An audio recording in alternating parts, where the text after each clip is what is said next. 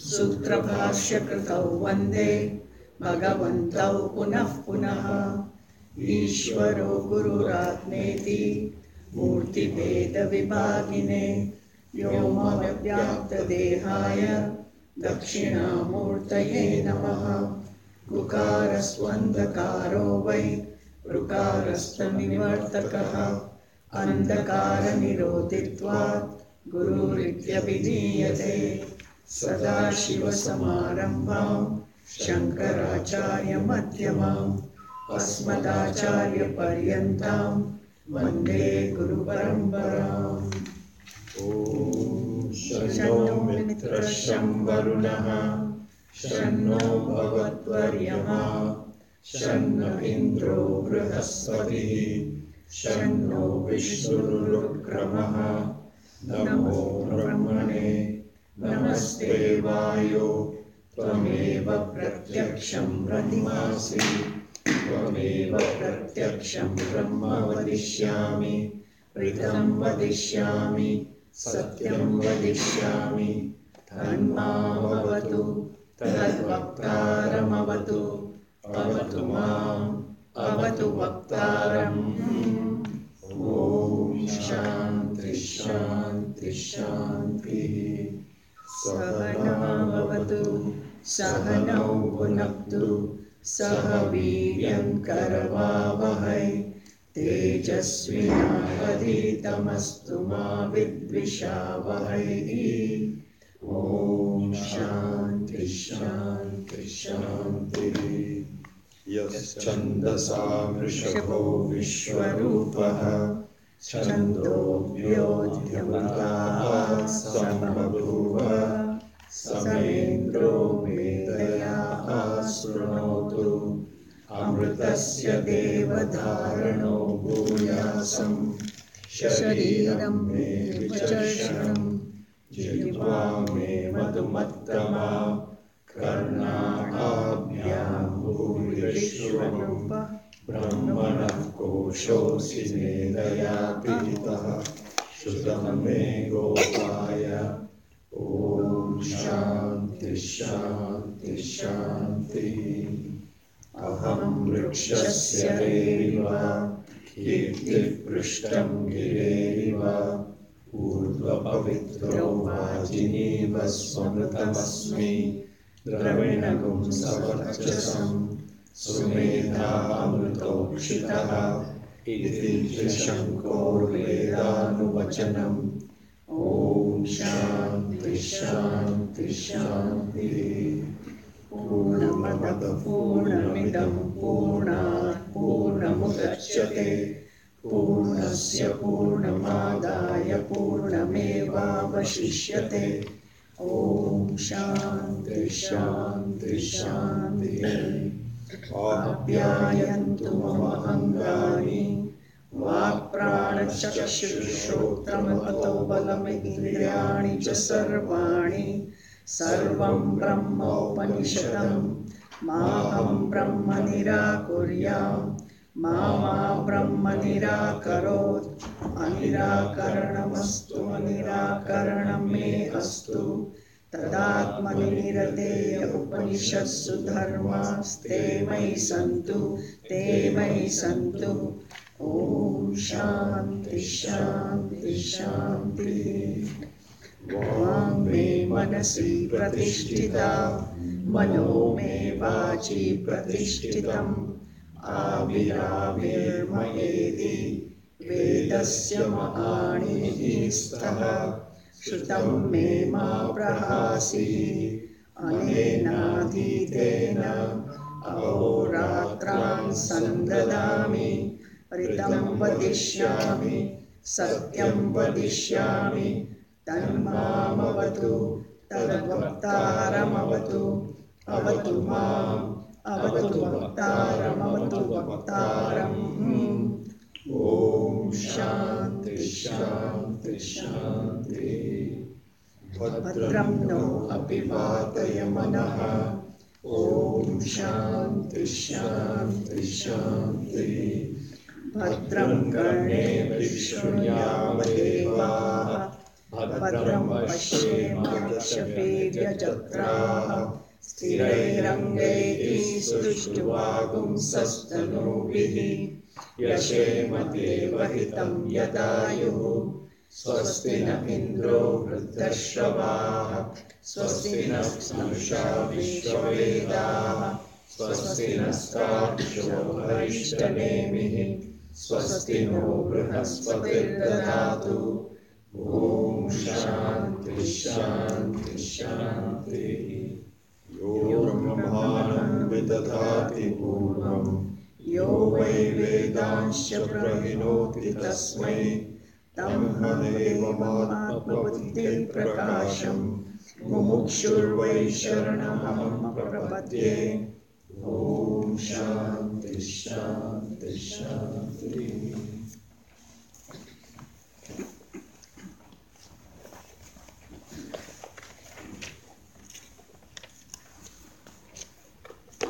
नान्तःप्रज्ञं न बहिष्प्रज्ञं नान्तःप्रज्ञं न बहिष्प्रज्ञं नोभयतः प्रज्ञं न प्रज्ञानघनं नोभयतः प्रज्ञं न प्रज्ञानघनं न प्रज्ञं नाप्रज्ञं न प्रज्ञं नाप्रज्ञम् अदृष्टम् अव्यवहार्यम् अदृष्टम् अव्यवहार्यम् अग्राह्यमलक्षणम् अग्राह्यम् अलक्षणम् अचिन्त्यम् अव्यपदेश्यम् अचिन्त्यम् अव्यपदेश्यम् एकात्मप्रत्ययसारम् एकात्मप्रत्ययसारम् प्रपञ्चोपशमम् प्रपञ्चोपशमम् शान्तं शिवम् अद्वैतम् शान्तं शिवम् अद्वैतम् चतुर्थं मन्यन्ते चतुर्थं मन्यन्ते स आत्मा स विज्ञेयः स आत्मा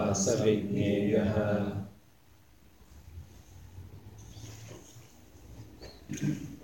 Let's chant number 12, 13, and 14. Natmanam na paramschaiva नात्मानं न परांश्चैव na satyam napi chamritam न सत्यं नापि चानृतम् pragya kinchana samveti प्राज्ञः किञ्चन संवेत्ति turyam tat sarvadrik sada तुर्यं तत्सर्वदृक् सदा द्वैतस्य ग्रहणं तुल्यम् द्वैतस्याग्रहणं तुल्यम् उभयोः प्राज्ञस्तुर्ययोः उभयोः प्राज्ञस्तुल्ययोः उभयोः प्राज्ञस्तुर्ययोः उभयोः प्राज्ञतुर्ययोः बीजनिद्रायुतः प्राज्ञः बीजनिद्रायुतः प्राज्ञः सा चतुर्येन विद्यते सा चतुर्येन विद्यते स्वप्ननिद्रायुतावाद्यौ स्वप्ननिद्रायुतावाद्यौ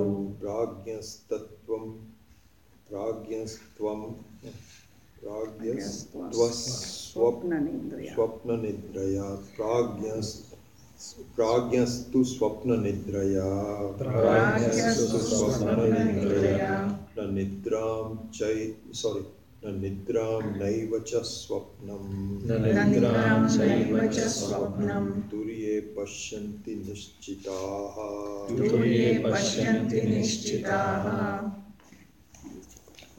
So the Karika, which goes into some subtle differences between the three states of our experience,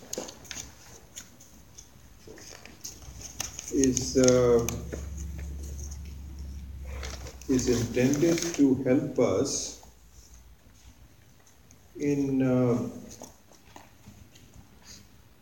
doing viveka. So the whole thrust of the commentaries that we are studying is to sharpen our viveka, sharpen our mind so our viveka becomes effective. Because one should understand that that our lack of understanding what's going on in my life is due to some ignorance. So it's due to ignorance in the sense that, as we saw, that ignorance is a very positive entity. It is not a lack of something. So ajnanam doesn't mean that, like we were saying, it's not the absence of something, it is actually the presence of something. Like, for example, darkness. So the darkness can be seen to be an absence of light, but by itself is a very positive component. So for instance, if the light was not there, if the darkness, or in fact forget about the light, if the darkness is there, then it creates problems. You run into furniture and hurt yourself. And there's no reason to hurt yourself because you should be able to negotiate normal life. But you can't because of certain obstruction, because of the ignorance. So similarly here, we should be able to see the truth about what's happening. And the truth about what's happening is that I am someone who is not just a limited individual who is born at a particular time, who is very vulnerable to problems and ultimately vulnerable to death. This is what I see. This is my perception. And the fact of the matter is, this is not true. This is not true at all. I am in fact someone who is not capable to be manipulated by time or distance or anything, by anything. Yes, I am associated with the body, but to be associated with the body is not a problem. If the question is, who are you? Exactly what's going on? So there, what is lacking for me to understand is the ignorance, which is a very positive thing like darkness. So this should also be seen very clearly by certainly the advanced students of Vedanta, that ignorance or ajnanam is really in the form of aviveka. So here you can say that viveka means discrimination between two things. So viveka is always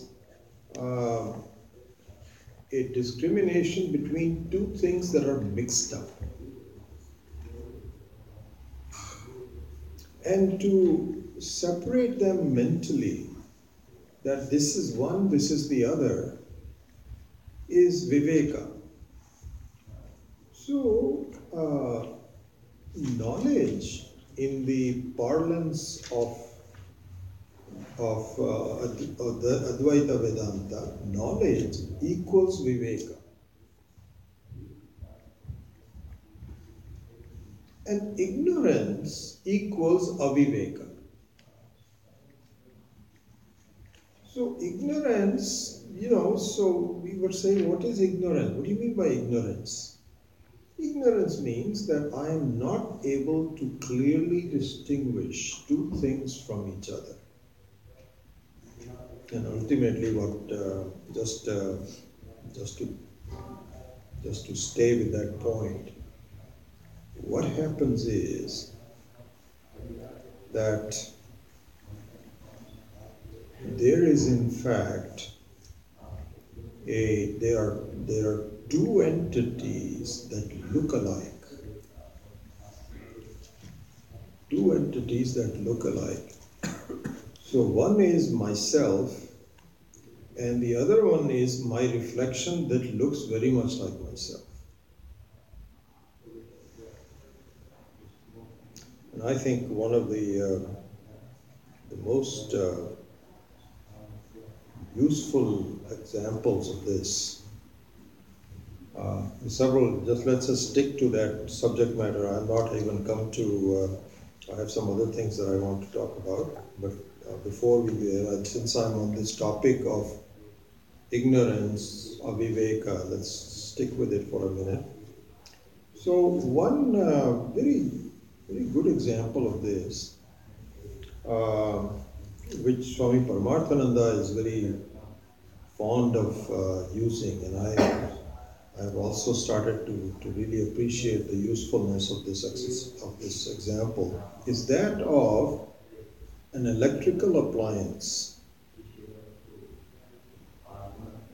So the electrical appliance is a functioning appliance. Just visualize this. Whatever it is, let's say I think maybe a fan is a good way, because the fan also is moving.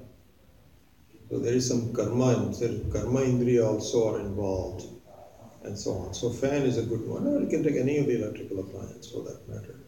So the electrical appliance is a functioning entity which is doing some work. It's been carefully designed, and it is being used to do something. Okay? So now, if the electricity that powers it, just imagine for a second, if the electricity that powers it has consciousness in it. Consciousness means that it is saying that I am someone. So the lack of viveka in this particular example is the electricity thinking that I am a working appliance. What it is. The electricity enjoys its presence and its involvement in the fan. It sees itself as a powerful, useful, functioning appliance. This is how it sees it.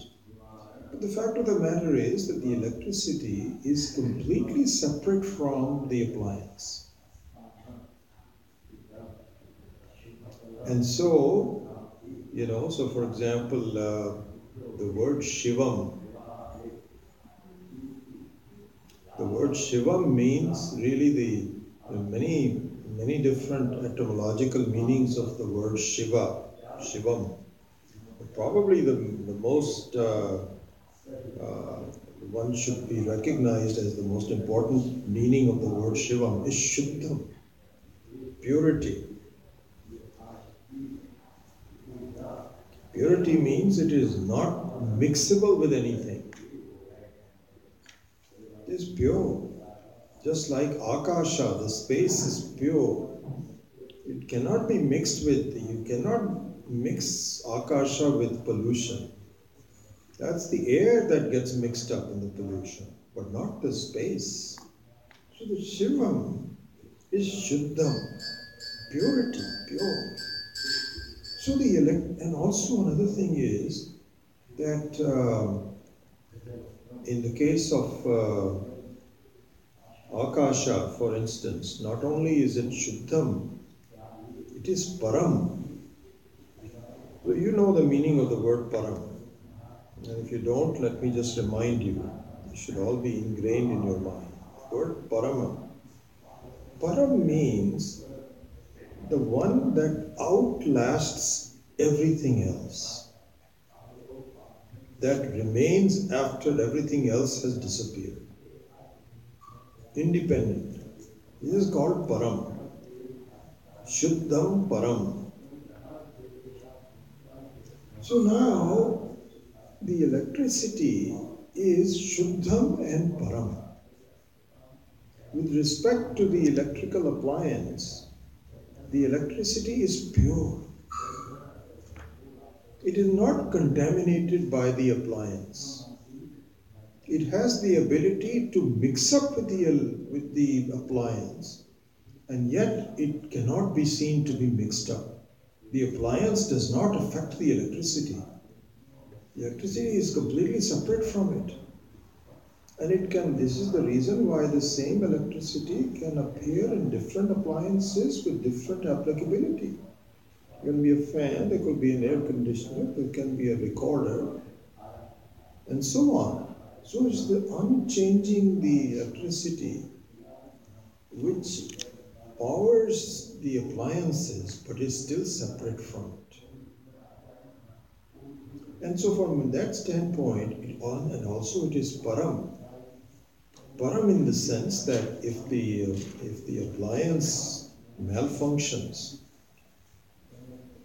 it doesn't affect the electricity. It can go.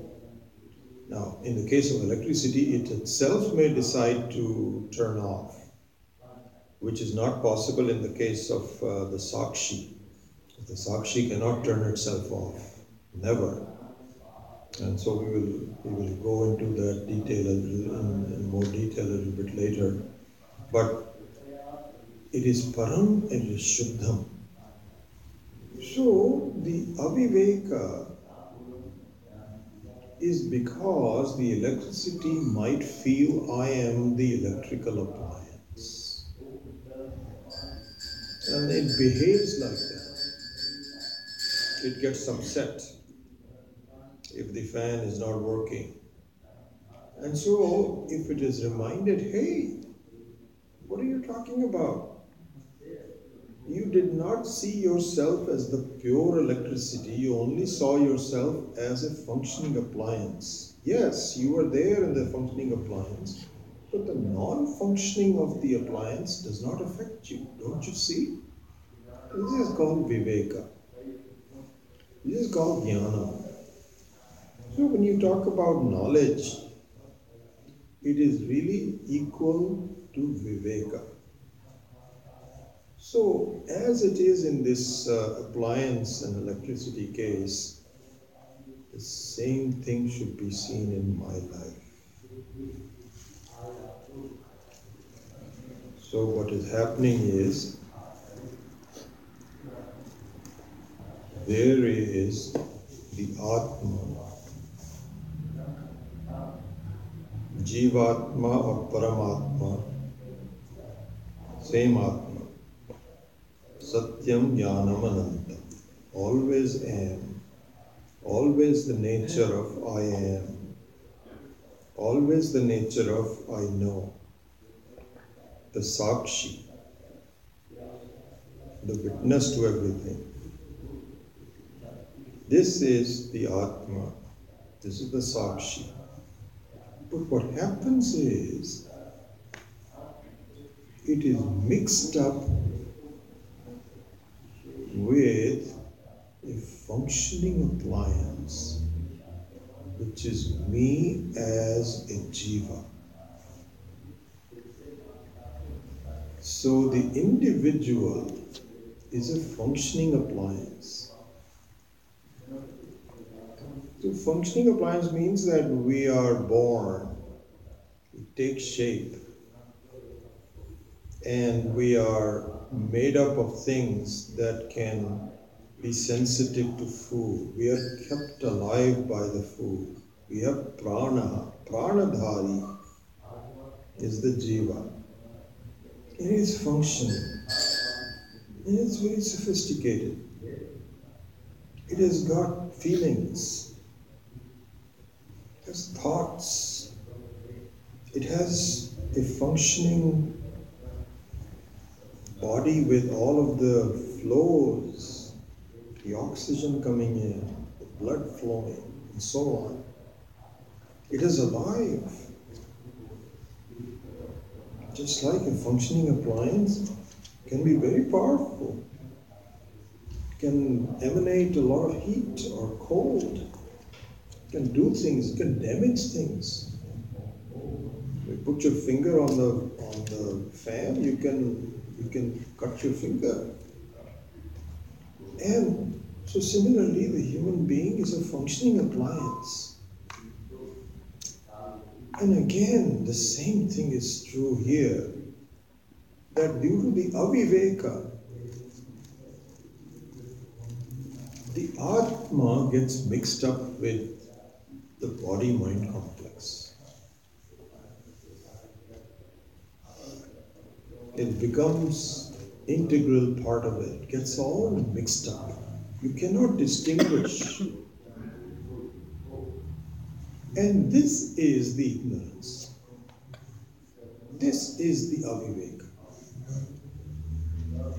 This is the lack of discrimination. A lack of discrimination between Sakshi and the application of Sakshi in the individual as an I, me. So the me, whenever you say I, you don't see the I as a pure Sakshi. You don't see the I as a pure Sakshi. You see the I as a functioning person. This is exactly what happens. We say, I was going there, and then I did this, and I have a mom, dad, wife, husband. This is the I. This I is the functioning appliance. And it looks very much like the Sakshi. Very much like the Sakshi. And in another way of looking at this whole thing is, it is in fact a reflection of the I. Like, for example, one can say that, so there are different ways of looking at it.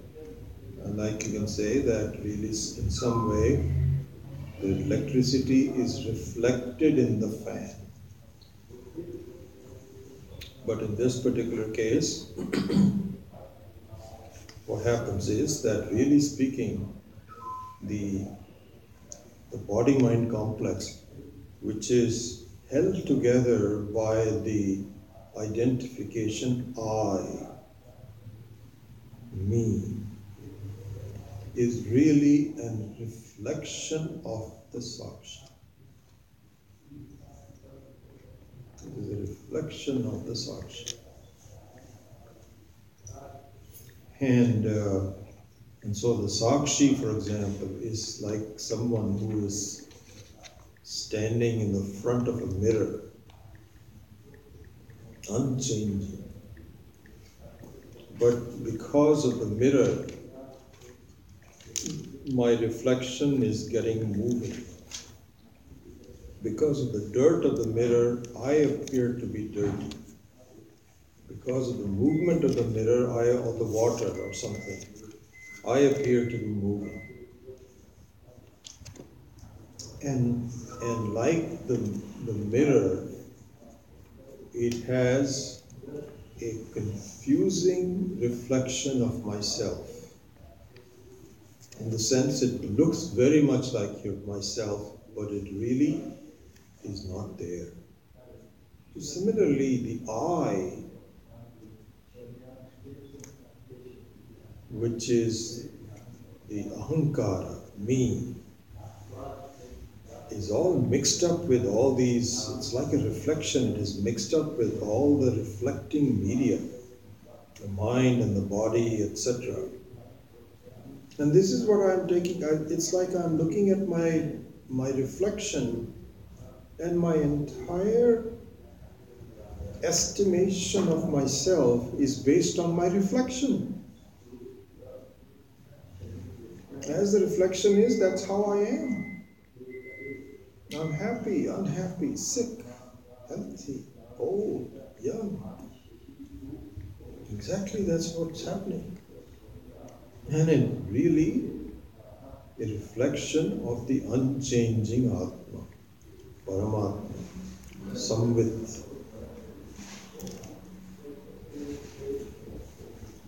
And because I get the two mixed up together, it creates problems for me. And so the elimination of ignorance means the doing viveka. And so the karika is helping me to do the viveka. Please see how you are different from what you see yourself to be. And so here you are extracting the unchanging from the changing. And so this Jagrata Avastha, the waking state means all of the experience of the waking, and the Swapna Avastha, and also the deep sleep state is extracted away from Turiya. Because the Turiya is the Sakshi. It is in fact the Atma, which is getting mixed up with all the three other states of experiences. And it is not until it is carefully extracted will this Viveka take place. Viveka should take place as soon as it is pointed out that you are the fourth one, you are not. But it doesn't happen. I am still confused. Why? Because all my life I have been very used to being an individual. It's very natural for me to be for me to take that. And so all of a sudden when it is pointed out that what you have been so used to all of your life, not only this life, all your previous lives, it is very difficult for me to immediately now see. And so the Karika knows it, that even though the Upanishad has already said the truth, but it doesn't register. So for it to become an effective thing, it has to help hold my hands and say, look at this part of it. Look at this part of it. So this is the importance of the Karika. Anyway, just sort of like an introduction to the whole thing, and an opportunity to revisit some of the basics of what knowledge, jnanam and ajnanam is. Now we can resume our study of the Karika. So here, just one or 2 points on the last verse that we did, which is number 12. Na atmanam, na param chaiva, na satyam, napi na chanritam, pragyaha kinchana samveti turyam tat sarvadrik sada. So I won't revisit all of it, but one aspect of it which I will revise from last week, which is the last part of the verse number 12, which is Turyam tat sarvadrik sada.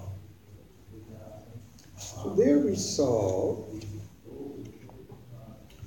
so actually the word sarvadrik is used in a very general sense.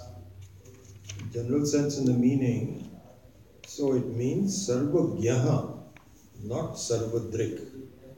Why do we say that? Because we have already covered that point in the last class. There is a difference between sarvagyaha and sarvadrik. You remember that, right? Okay. So here's now let's look at let's look at this in more detail. So there are two apparently different people. One is the Jiva, the other one is Ishvara. One is the creator and the other one is the created. So on the surface it looks like they are completely separate from each other. And yes, they do have some separate functions, but essentially they are the same. How so? This is captured in the words Sarvadrik and Sarvagya. So, to start off, if you look at Ishvara, Ishvara is both Sarvagya and Sarvadrik.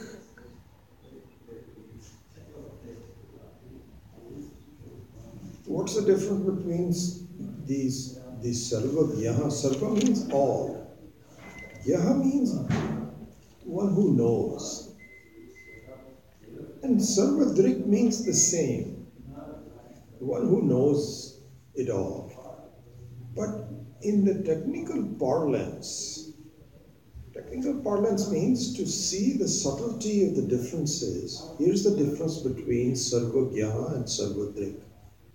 Ishvara is a Sarvagya and Sarvadrik, both. So one is that it just knows. In general, I know. The other one is that it knows everything in the whole creation in intimate detail. Everything. Why? Because it is the creator of the whole creation. He is the whole creation. Jiva, on the other hand, now let's shift over our emphasis to Jiva, is Sarvagya. So that part is common with Ishvara. Common meaning they are not two different things. It is the same thing. In fact, Ishvara is the Jiva. So how can the Sarvagya be different? So this is just a way of saying that they are common, as though there are two entities and they look alike. No, it is the same thing, Sarvagya. But the Jiva is not Sarvadrik. Why isn't it so? In fact, you could say, so the definition of a Jiva is Sarvagya and Alpadrik. Alpa means very limited. You know a few things in life. You know language, just a couple of languages, some words, some chemistry, some physics, some mathematics, some arithmetic, time, few things.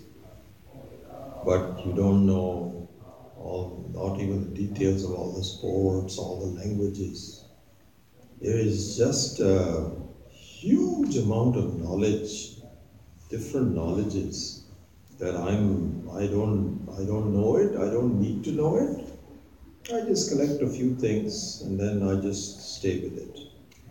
And very famous, this is well known, that really speaking, the more you know, the more you realize what you don't know. It's only a foolish person who says, I have become very wise, everything in life I need to know. And then you more realize that the scientists who have really reached heights, they become more and more humble because they feel there's so much that I don't know. Well, this is a fact, it doesn't take a lot of imagination. So going back to Ishvara and Jiva, Ishvara is both Sarvagya and Sarvadrik. And Jiva is Sarvagya only, not Sarvadrik. Okay, this is number one. The second thing is, happily, very happily, you don't lack anything by not being Ishvara. Because you can have a feeling that, oh my goodness, Ishvara is Sarvadrik. I'm just a small person. This is the aviveka. This is the ignorance. Yes, it is true that Ishvara it has all the details, whereas you and I just have a few details. But the details are not necessary for us to have a happy life. What is necessary for us to be happy is to recognize that I am Sarvagya. Even that I don't know. This is the problem. And I don't know this because of the aviveka. I don't know I'm the Sakshi. I don't know that I'm the electricity. I think I am just the electrical appliance. In fact, if the electricity were to know, you can imagine what a difference in the self-assessment of an electricity. The electricity makes a false judgment that I'm only this much. And as long as the appliance keeps working, I'm working. If the appliance dies, malfunctions, then I'm dead. Imagine. This is exactly our situation. Exactly. And so, if I were to know that I'm the Sarvagya, and I rely on it as well. Rely on the sense means that I don't see this as a theoretical thing, but something which is me. Then it's an entirely different thing. So Sarvagyatvam is a huge thing. Here, one thing that we will have to do some other time, it also became clear to me rather recently, it's very interesting to see that way, is that the Anandamaya Kosha, which we studied in the Taittiriya Upanishad, so Anandamaya, and if you recall, towards the end of the Taittiriya Upanishad, where we were looking at the various koshas, there was a section which says that I am an Ananda Maya. Maya means Prachuryartham. Prachuryartham means one which is primarily Ananda, very close to Ananda, but not Ananda. In any case, this is we'll study this in more detail some other time. The Anandamaya Kosha and the Ananda is equal to the fact that I am. So Anandam and Sat are the same. This is how it is pointed out was something very interesting that I have not seen this before. When I know the fact, but how it was equated was the way it was done by Swami Vidyaranya in the 6th chapter of the Panchadashi, which we hopefully will study. Very beautifully brought out. So just consider this. I don't want to confuse with a lot of other things. I just want you to point out this. That Ananda means total joy, the very Swarupa of the Ananda, also is equal to the appreciation that I am. I am not changing. My nature is isness, I am. So the nature of isness and the nature of Ananda are one and the same. And the reason I'm bringing this out is to explain further that if I were to really know that I am the Sarvagyaha, So it's not just a meaning that I am just a sakshi, but the implication of the fact that I am the sakshi. In fact, in the example of the electricity in the electrical appliance, if I were to know I'm electricity, in that example, the electricity is equal to Ananda. So, a Sakshi equals Swarupananda. That is what I have to appreciate. And in fact, another way to look at that is, Swami Maheshananji also has said that, if you analyze our experiences and our identification and how we take our life to be, I already know that I am a Jivananda. Jivatma. Jivananda also, but that's a new word, but Jivatma. Everybody knows I am a Jivatma. This is an important thing to see. So Jivatma means that I am aware. And I am aware, but I am also limiting my power and my ability to be happy by the things that I'm enclosing myself with. Again, the same thing, that I'm really looking at my reflection.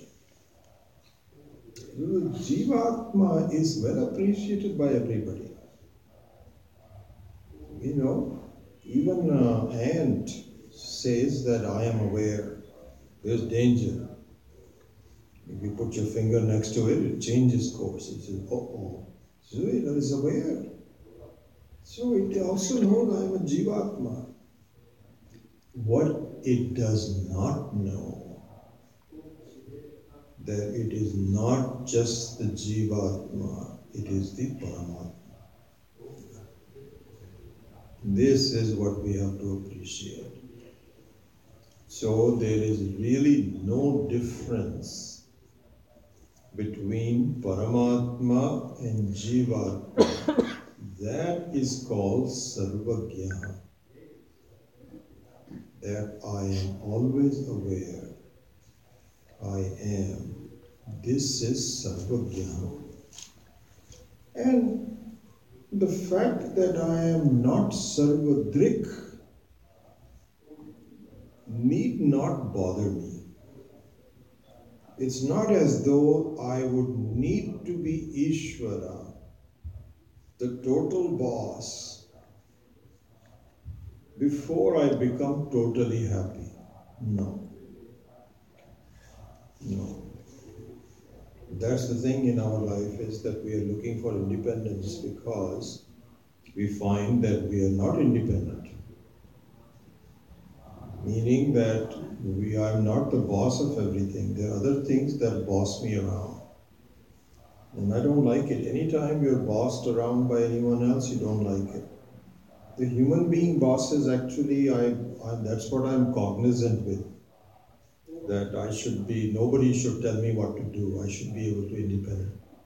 And yet, I am bossed around by natural factors.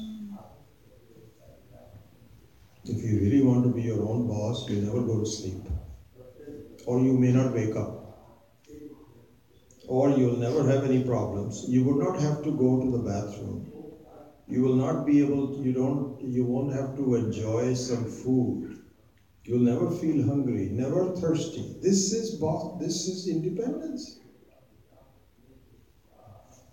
So we are actually totally dependent on myriads of things.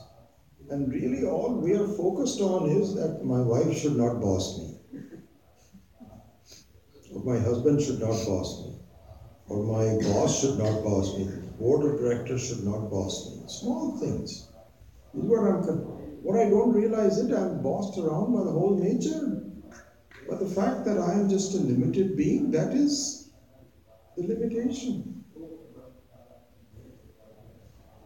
And that will never change as long as I take myself to be an electrical appliance. I am in fact unbossable. I'm independent, totally independent. This is what I have to appreciate. So it says, Turyam tat sarvadrik sada. So here, now to close the technical meaning of that, it is not really the technical sarvadrik, but sarvagyana. Sarvagyana. And because of poetry, they might have used drik rather than. But this is the significance of the word drik and sarvagyana.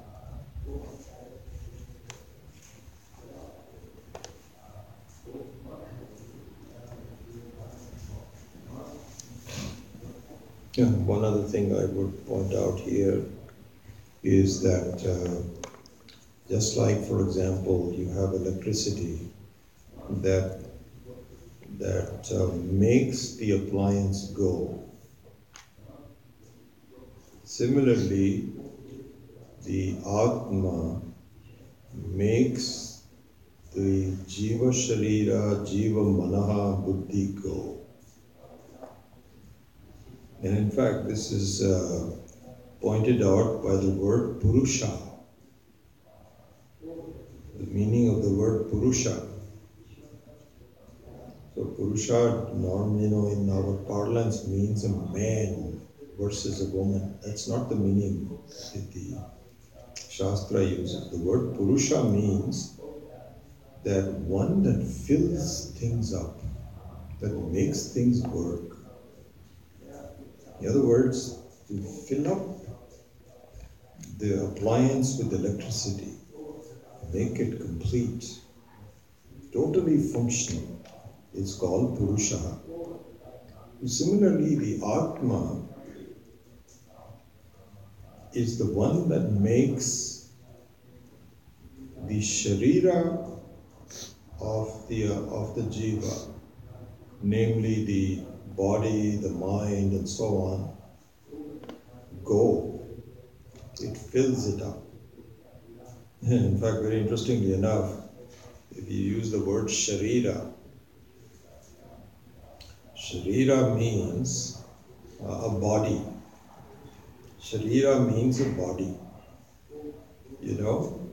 Then, so for example, supposing there is a person who is, supposing you go visit someone in the hospital, and the person is lying down on a bed.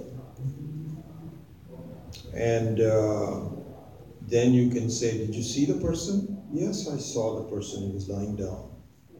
So you saw the Sharira of the person. Okay? And then similarly, the Sukshma Sharira means that, did you talk to him? Yes, I talked to him and we exchanged pleasantries and he was very happy that I came to see the hospital and so on. So this is interacting with the Sukshma Sharira. But imagine the person dies. What it means is that the Atma is no longer powering the body. In technical terms, the body of a dead person is not called Sharira. And in English also, it is used by the word corpse. And in Hindi and Sanskritam, it is called Shava. It is not a Sharira. So the word Sharira means that the Atma is powering it up. And so the body, even though all of the functions are still there, is no longer powered by the Atma. And it has absolutely no life in it. Just a few minutes before dying, if you were to pinch a person, you say, hey, what are you doing? That hurts. A few seconds after the person is dead, you can pinch all you want. Nobody will complain. Why? Because the Purusha who was filling up the Sharira has disassociated with itself. It hasn't gone anywhere. The Purusha cannot go anywhere. Purusha is, Sarva Vyapaka, but the connection with this particular body has been disassociated. That's all that has happened.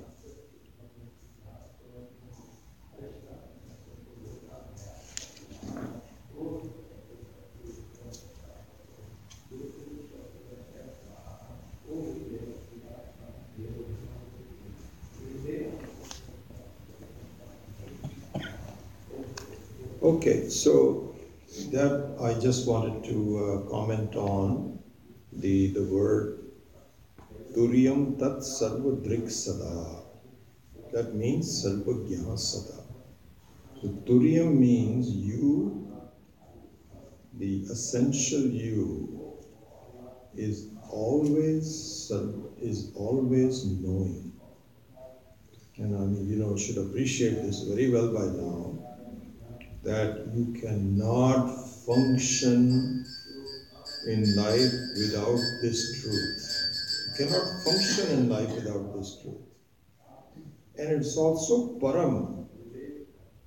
So it is Shuddham, it is Param. And you cannot function in life because to function in life means you should see what is knowledge, what is ignorance, and you are above both knowledge and ignorance. You are I know. This is where we can ask you, how far is from here to Tanzania? And you say, I don't know. Because you say, I know that I don't know where exactly Tanzania is. Or if you know how far is it from here to San Francisco, you would say 50 miles. How do you know? Because I know. So the knowledge of San Francisco being 50 miles and the ignorance of Tanzania being thousands of miles is both known to you. Imagine. You cannot function in life without the knowledge always being there. So the particular knowledge may not be there. See, this is the thing, you are Alpadrik, whereas Ishvara is Sarvadrik. But Sarvagyatvam is the common between the two of you. It's the same between the two. So this is a fact I should appreciate. If I appreciate it, I'm getting closer to becoming Paramatma. That my nature is, I know. My nature, not a quality, but just my own nature is I know.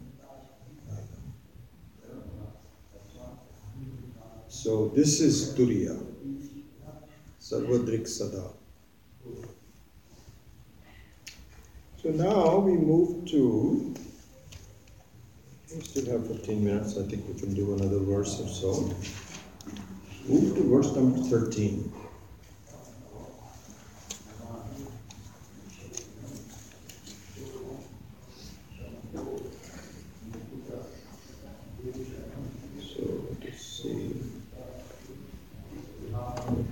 Point out a couple of things.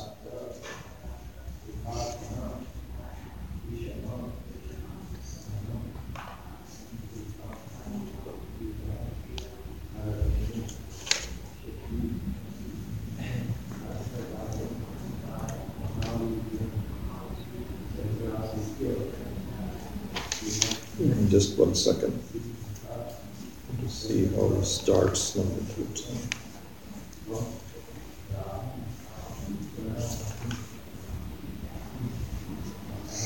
Yeah. So, until now,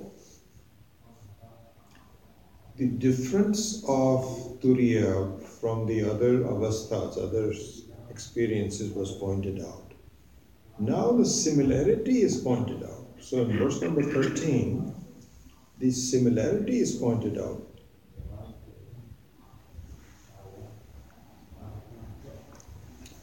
Dvaitasya agrahanam tulyam ubhayoh pragyah turyayoh bija nidra yutah pragyah sa chaturyena vidyate. So look at the English translation of verse number 13. The non-perception of duality is common to both pragya and turya. Pragya, however, he uses the word stuck up. It's interesting in Mr. English. Is conditioned, is a better modern word. Pragya is conditioned with causal sleep while it does not exist in Turiya. So what it's saying is that if you were to compare a knowledgeable person, a knowledge, Turiya, with sleep, both of them have one thing common. So what is pointed out here is the commonality. As the way of doing Viveka, you could see how the two are comparable and where there are small differences. So where they are comparable is that both the deep sleeper and the jnani do not see duality, isn't it? In fact, it's interesting. One can say, if somebody, some friend of yours asks, what are you studying? Vedanta. What kind of Vedanta? I'm studying Advaita Vedanta. As though there is a Dvaita Vedanta. There is no Dvaita Vedanta. But there can be Vishishta Advaita, this, that, the other. He says, no. This is the Sampradaya, I'm studying Advaita. And the friend says, but you're studying something which is not possible. Because there is no such thing as Advaita. There is no lack of duality. You know what you have to say? Yes, there is. You are non-dual at night time when you are asleep. So the avastha of deep sleep is also non-dual. This is what is called agrahanam. Agrahanam. So there is really only two things in our experience. One is agrahanam and the other one is anyatha grahanam. Agrahanam means one which is not, one avaranam, which is you don't see anything. Or you see something in as a mistake. You see as a mistake.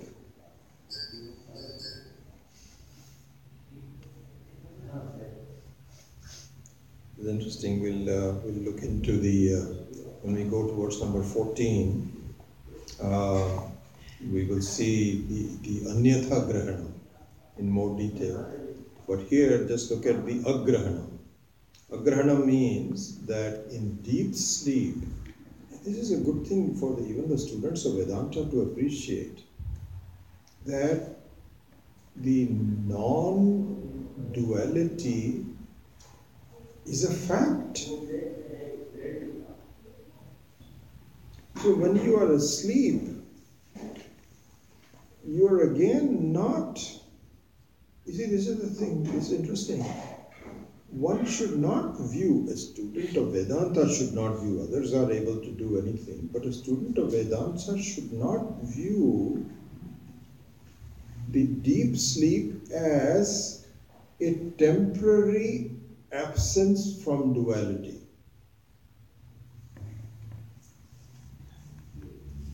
Just like I would say, I'm just stretching that definition a little bit, but just to make a point, just like we were studying earlier, that ignorance is not the absence of something, like there is an absence of an animal in this room. That is the absence. But in fact, it's a very positive thing which is called darkness. So just like darkness actually can create problems for you. See, this is an interesting thing.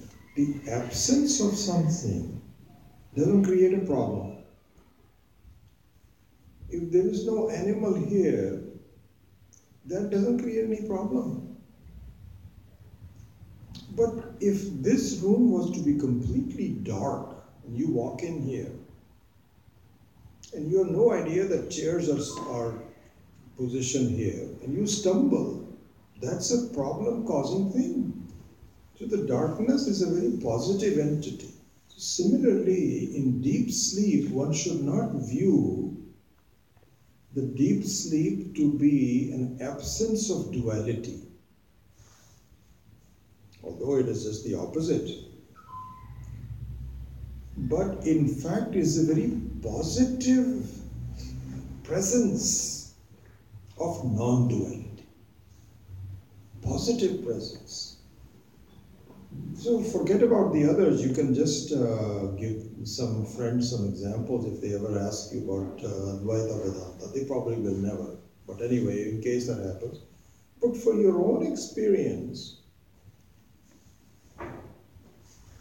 one should see that the deep sleep is a very positive experience of non-duality. Because it should take away your doubt that can there be non-duality as a presence? Yes. And so now you can see this verse that in a way of helping us to do the viveka, it says that turiya and deep sleep are similar because they don't have any duality. Very beautiful. There's no duality in them. Because otherwise, if there is, it's interesting, if you come out with some hypothesis and you have no examples to prove the hypothesis, then the hypothesis is not very functional. In fact, this is a very big thing where we look at the viewpoint of the Buddhists who say that the nature of Atma is shunyam. Means it's absolute absence of everything. And so we say, but where is the proof? Where is an example? They'll say, well, in a samadhi, you have no other experience, no other object or something, that is shunya.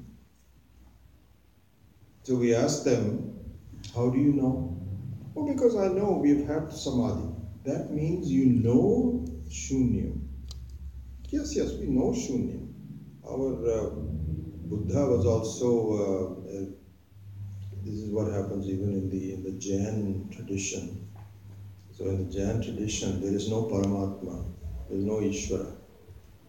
No Ishvara. And so what they have is all these Mahapurushas. So if you go upstairs of the Jain temple, you will see these Mahapurushas who have realized that they're supposed to be realized souls, and they may be. So those are the ultimate. There is no Ishvaras per se. And so if you ask these Mahapurushas at that time, if you were to ask them that where are you, so for example going out to Buddha, and I'm not sure that Buddha himself did that, but the followers of Buddha, they say it is shunya, means it's not there. How do you know? Because we have seen it. So if you see it, that means you are seeing shunya. So you are still the sakshi. That you cannot eliminate.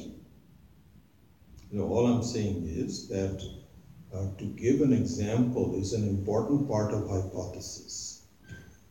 If you just visualize it and it can never happen, that's not hypothesis. It has to have some examples. So here, it gives the example that really the turiya, if you want to look at it, is like deep sleep. but it is not like deep sleep. Not quite like deep sleep. The experience is very pleasant, but it is more than deep sleep. Why? The second line. So look at the first line. The first line is Dvaitasya agrahanam tulyam ubhayoho pragyasturyayoho. So between pragyaha, which is a deep sleeper, deep sleep experiencer, and turyayoho, which is a jivan mukta, which is really you, but you don't see it yet, but it is really you. Turyoho, the jivatma, paramatma. Between the pragyaha and turyaha, what is tulyam? Tulyam means common. Ubhayoho dvaitasya agrahanam. Non-duality. Right? Then, if you say they are exactly the same, not quite. Second line. Bijas nidrayutaha pragyaha sacha turyena vidyate. That the pragyaha is conditioned by causal sleep, which does not exist in turiya. Here's another interesting thing to see here. So here's what happens. In sleep,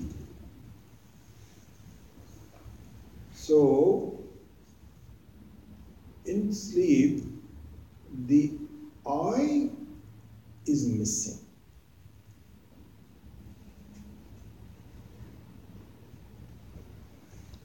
The I, the feeling that I am asleep is missing. You are asleep, but you don't know you are asleep. You don't have any. In fact, this is the thing. This is interesting to see. Supposing you want to say that I want to go to sleep, and in fact, I want to experience sleep. Just stick with that. Supposing you say that I want to experience sleep. In Ishvara's creation, you cannot do that. Why not? Because what you are saying, if I take you truly at your word, what you're saying is that I want to experience sleep. Okay, all right. Is that what you want? Okay. He says, I'll try. So you have a presence of I, me. And you also have the experience of sleep. Those two are mutually exclusive. You cannot do both. Why not? Because the moment sleep comes, you disappear. Your I-ness disappears. They are mutually exclusive. You cannot be saying I and I am asleep. You cannot say that. Very interesting thing. Whereas in the state of Turiya, you can say that. And in fact, in state of Turiya also you cannot quite say that, because the I as a conditioned individual disappears.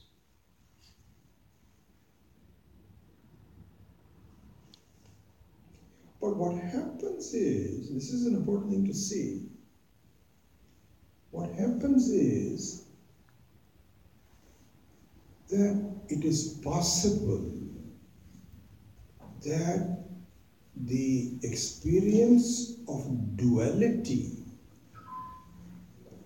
when you become a wise person, is rendered in a different manner altogether.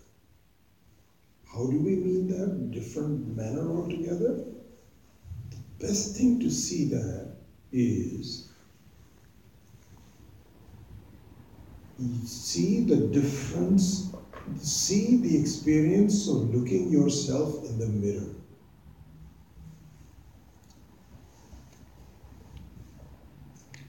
If you are not cognizant of yourself, you take your reflection in the mirror as the reality. That's very possible. Very possible in the case of 3 or 4 cases. You're very drunk, or you are a small child, or you are an animal. In those 3 cases, it is very possible that the reflection in the mirror is taken wrongly as a reality. But in a wise person's case, in the normal case also, but certainly I'm just extracting it to a wise person who will become a Jivan Mukta. When you see your reflection in the mirror, you have no duality. You don't say, oh my gosh, there are 2 of us. You don't. So there is a difference between the experience of Turiya, not I call it the experience, but the state of Turiya, where the myself as an individual can be enjoyed. Why? Because it is understood to be mithya, as a reflection. A reflection is a mithya. Means it appears to be true, but you don't count 2 of them. So there also the non-dual nature of the Turiya is not disturbed. Not disturbed. You cannot tell people, I went to the bathroom and I was looking in the mirror and there were now 2 of us. Stupidity. Nobody will say that. So the non-dual nature of the person, whether you are asleep or not asleep, whether you are Jivan Mukta or whatever it is, never changes. This fact we have to ascertain.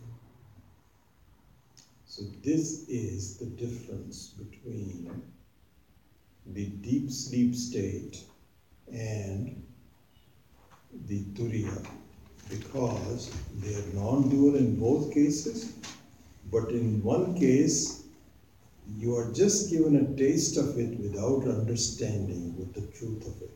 In the other case, you understand the truth of it and you become totally free, and in fact the Sakshi becomes you, not the mind, not the individual. Anyway, we have covered a lot of ground today, and you probably have some questions. I should give you at least some time to ask any questions if you have. If you don't have any questions, that's fine too. Let me finish the prayers and then Om Swasti Prajabhya Paripalayantam Jnanena Margena Mahi Mahishaha Go Brahmanebhya Shubhamastu Nityam Loka Samasta Sukhino Bhavantu Kale Varshatu Parjanyaha Prithvi Sasya Shalini Deshoyam Shobharahitaha Brahmana Santu Nirmayaha Sarve Bhavantu Sukhinaha Sarve Santu Niramayaha Sarve Bhadrani Pashyantu Ma Kaschid Dukha Bhag Bhaved Asato Ma Satgamaya Tamaso Ma Jyotirgamaya Mrityurma Amritam Gamaya Om Purnamadah Purnamidam Purnat Purnamudachyate Purnasya Purnamadaya Purnameva Vashishyate Om Shanti Shanti Shanti Hari Om Shri Gurubhyo Namaha Hari Om. Yes, Arun? So when you're distinguishing between Jiva and Atma, Yeah. and then Atma and Sakshi. So my confusion is, should we look at Atma and Sakshi as one and the same? Or Yes, Sakshi and Atma are one and the same. Yes, absolutely. Ronnie? Is it right to say that Turiya is a state when you experience deep sleep with awareness, with consciousness? No, you cannot say that because in deep sleep you have awareness, consciousness, which is powering the deep sleep. But what you don't have is the individual I. See, the question is awareness. How do you define awareness? So if you define awareness as the very entity called awareness, or you can distinguish as awarefulness as an individual. So in deep sleep, there is no awarefulness as an individual, but there is awareness, because awareness is not something that can come and go. That's always there. But you are just not aware of the fact that I am sleeping. That's all that happens. Yeah. So, yes. You mentioned that the non-duality is not perceived while you are sleeping, and when you are in Turiya Yeah. Avastha, then it is perceived as a reflection, which is mithya. Yeah. So in both places, mithya exists. I mean, individual. No, but I think that if from the standpoint of the experience of an individual, there is even no mithya in deep sleep. There is no question of a mithya. You don't even have a possibility of recognizing something as mithya or non-mithya, because you are completely under the spell of avarana. Whereas in the Jagrata Avastha, once it is understood, and that then the Turiya has the experience of seeing other things as mithya. So there is a difference between them. But then, while he is asleep, it becomes like subdued. I would say that he is not aware of it, but it is still as soon as he Yeah, wakes so up. yeah, I understand what you're saying, but the way to look at it is from the standpoint of the experience of the individual. Don't postulate it as an absence of, in fact, the absence of mithya, whether it is subdued or not, doesn't matter. We're looking at is from the experience of the individual. All we are interested in is, as an individual, how can I have an experience of freedom? So the experience of freedom is simulated for you in deep sleep, even though there is not complete freedom. That's why it says bijasya, yutaha. But in the case of Turiya, then it doesn't matter. Now you have understood the whole thing. So there is no possibility of anything limiting you in any way. That's what.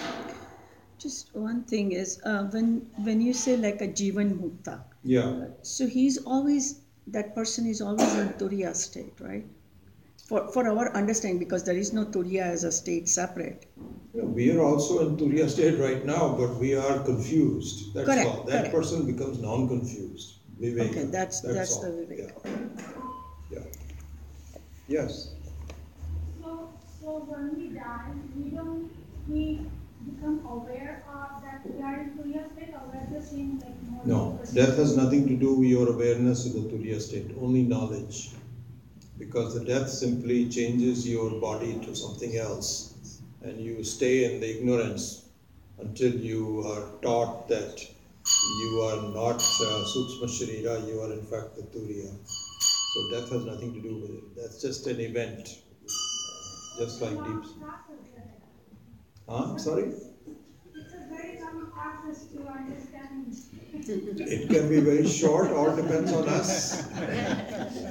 Yeah.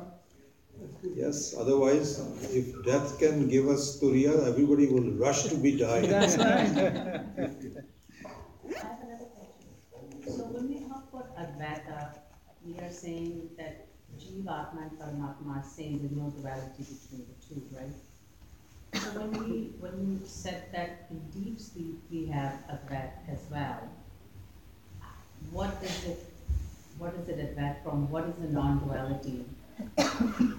What is the non-duality component? So, a couple of things. When we say Dvaita and Advaita, we don't really mean the Dvaita between Jivatma and Paramatma.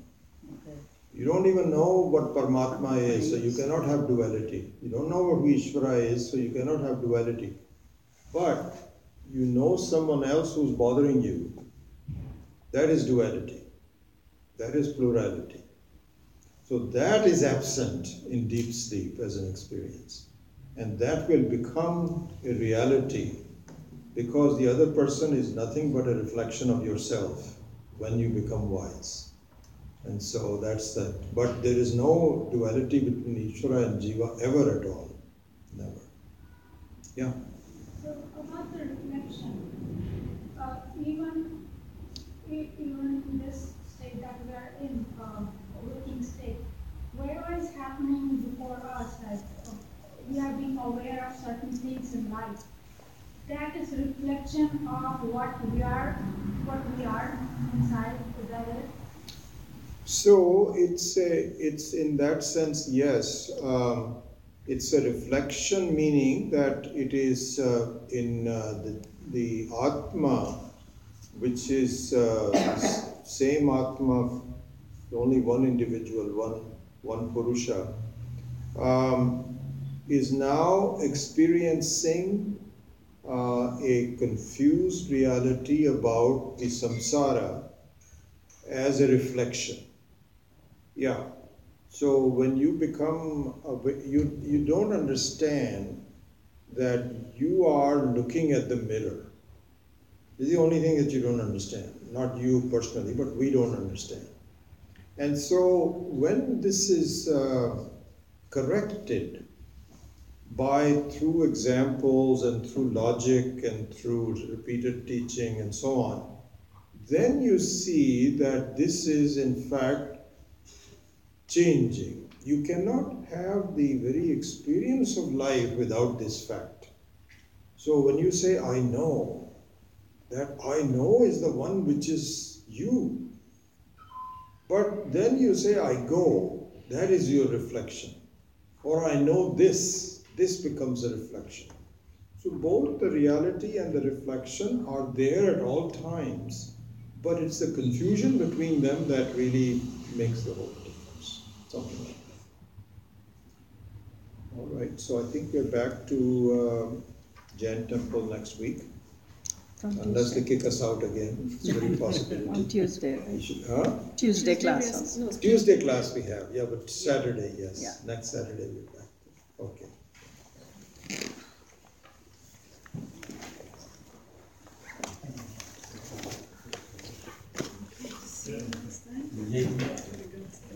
Session है perfect अच्छा ठीक है हम इन्हें उधर रहे हाँ वो है ऊपर Okay, so we're gonna go.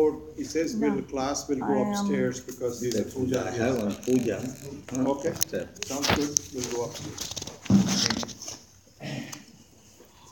You were gonna show me something. Yeah, show me, get your, Because I tried and I couldn't. go get your